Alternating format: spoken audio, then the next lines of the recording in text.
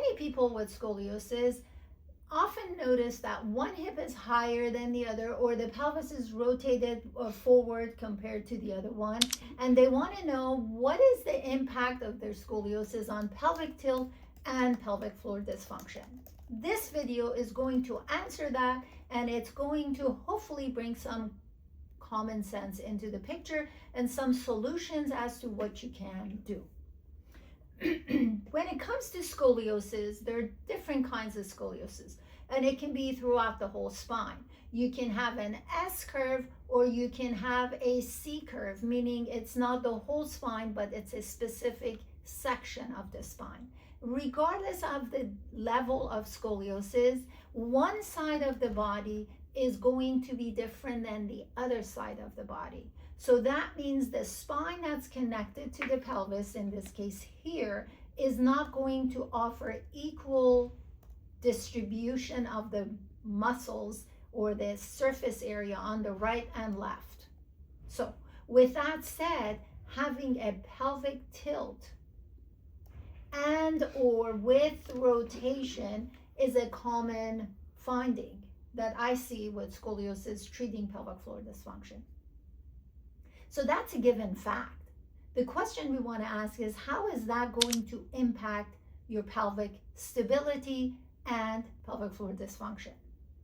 Your pelvis, this is a general rule, your pelvis needs to be stable. So if it's not stable, this is the basis for all the structures above, and when it is not stable, well, the structure above is not going to be stable, and what's connected to it is not going to be the same. So oftentimes with scoliosis, this is anatomical scoliosis, not functional scoliosis, and I'm going to explain that to you in a little bit. With anatomical scoliosis, one leg is actually ends up being shorter than the other side, meaning not that the length is shorter, but because of that tilt, it has no choice. It's shorter because the pelvis is tilted, and it's not going to be changed. That is when the anatomy is there. With functional scoliosis, it is the end result of muscular compensation that is more correctable. So back to that pelvic tilt or rotation, when that happens, the muscles on the inside of the pelvis have to compensate and make up for the instability on the outside. When that happens, then whatever resides here, which the list is your intestine, your bladder, your prostate, your ovaries and uterus. There is veins, arteries, nerves. There is ligaments, joints, and muscles. So all of these things that I mentioned can get compressed, can get irritated, and they can speak up. So you can have some or all, or maybe one of these areas speaking up.